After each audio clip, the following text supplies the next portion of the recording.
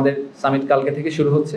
কালকে আমাদের বেশ দুইটা ট্র্যাকে আসলে জিনিসপত্র আগাবে। প্রথম ট্র্যাকটা হচ্ছে যে আমরা প্রায় 60 জনের বেশি উদ্যোক্তাকে নিয়ে আমাদের একটা স্পেশাল ফ্লাইট সেটা যাবে চট্টগ্রামে। সেখান থেকে আমরা কোরিয়ান ইপিজেড এবং মিরসরাইতে আমাদের যে ন্যাশনাল স্পেশাল ইকোনমিক জোন আছে, এই দুটো আমাদেরকে ভিজিট করে রাতের বেলা আবার ফেরত নিয়ে আসবো। এনারা হচ্ছেন সেই সব উদ্যোক্তা যারা মনে করছেন যে ওনাদের একটা ফ্যাক্টরি সেট আপ করতে হবে, ওনাদের আসলে জায়গা জমি লাগবে, ওনাদেরকে দেখতে হবে যে কী ধরনের সাপোর্ট সিস্টেম আমরা তৈরি করতে পারি। আর ইন প্যারালাল কালকে আমাদের ইন্টারকন্টিনেন্টালে স্টার্ট আপ কানেক্ট নামে একটা সারাদিনের প্রোগ্রাম আছে। সেখানে আসলে যেগুলো আর্লি স্টেজ স্টার্ট আপ এবং যেসব ভেঞ্চার ক্যাপিটালিস্ট আসছেন তাদেরকে একটা কংগ্রিগেশন করানো হবে। বেশ কিছু ম্যাচ মেকিং ইভেন্ট হবে, নেটওয়ার্কিং হবে, কিছু প্যানেল হবে, সব মিলিয়ে টিলিয়ে কালকে সারা দিনটা হচ্ছে আসলে ঢাকা শহরে হচ্ছে সারা দিনটা স্টার্ট আপদেরকে ফোকাস করে করা। 8 তারিখে সকালে আমরা সারাদিন পাঠাচ্ছি হচ্ছে আমাদের ইনভেস্টরদেরকে নারায়ণগঞ্জে 2500-এ, যেখানে জাপানিজ ইকোনমিক জোন আছে। সেম আইডিয়া, ওনারা ফিজিক্যালি দেখবেন, ওখানে ফ্যাক্টরি ওনার যারা আছেন, যারা অলরেডি অপারেশনসে আছেন, তাদের সাথে কথা বলবেন, ভিজিট করবেন, বোঝার চেষ্টা করবেন যে what is on offer. So এটা হচ্ছে আমাদের 8 তারিখে প্রথম হাফে।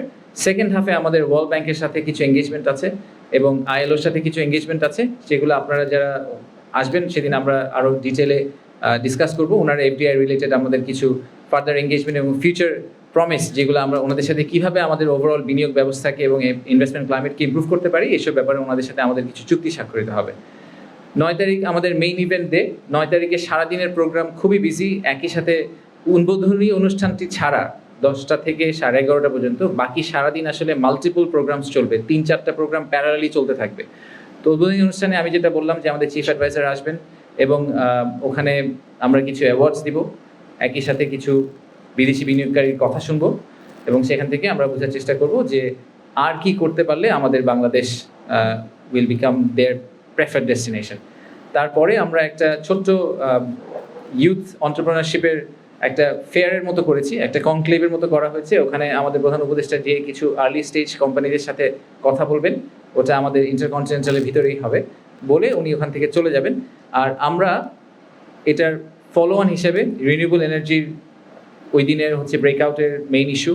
সো সেদিন সেকেন্ড হাফে রিনিউয়েবল এনার্জি নিয়ে কথাবার্তা হবে, বেশ কয়েকটা এমওইউ সাইন হবে, বেশ কয়েকটি কোম্পানি যারা ইনভেস্টমেন্ট প্রমিস করবেন তাদের সাথে আমাদের কিছু এমওইউ সাইন হবে, সেগুলো আমরা সব ওই 9 তারিখে করব।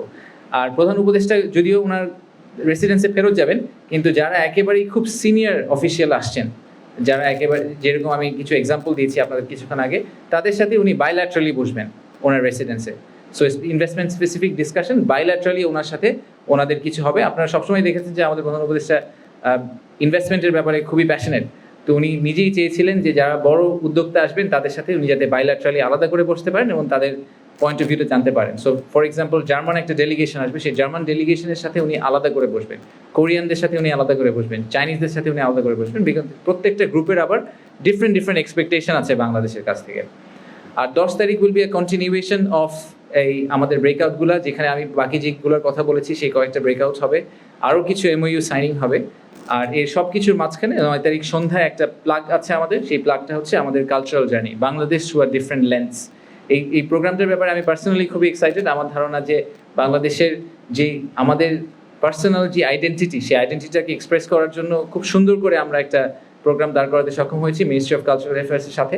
সেখানে আমরা যেটা করার চেষ্টা করছি যে একজন ক্লাসিক ব্যবসায়ীর পক্ষ থেকে তো বাংলাদেশকে দেখা একরকম, কিন্তু যারা ব্যবসায়ী এই ইনভেস্টমেন্ট কমিউনিটির বাইরে, ফর এক্সাম্পল যে একজন ফটোগ্রাফার, যে একজন মিউজিশিয়ান, যে একজন ফুটবল প্লেয়ার, তারা বাংলাদেশকে কীভাবে দেখেন, তারা বাংলাদেশের মানুষের আইডেন্টিটিকে কীভাবে দেখেন, যে একজন মিউজিশিয়ান সে কীভাবে দেখেন। সো বাংলাদেশের যে ওভারঅল পিকচারটা, বাংলাদেশি একটা মানুষকে যদি চোখ বন্ধ করে এই ইনভেস্টর যখন ফেরত যাবেন, উনি যখন চোখ বন্ধ করে বাংলাদেশি একজন স্টাফ মেম্বারের কথা চিন্তা করবেন, উনি মনে করবেন যে উনি বাংলাদেশে একটা অফিস দিচ্ছেন, সেখানে কান্ট্রি ম্যানেজার দেখতে কীরকম হবে, সে কী খায়, সে কী করতে চায়, সে কী পছন্দ করে, এই পুরো ভিউটা তাদেরকে আসলে আমাদেরকে দিতে হবে, so that they feel confident যে বাংলাদেশে যদি আমি একটা অফিস সেট আপ করি, সেই অফিসে যে লোকগুলো কাজ করবে সেই লোকগুলো আসলে আমার অর্গানাইজেশনকে খুব ক্লোজলি দেখে রাখবে।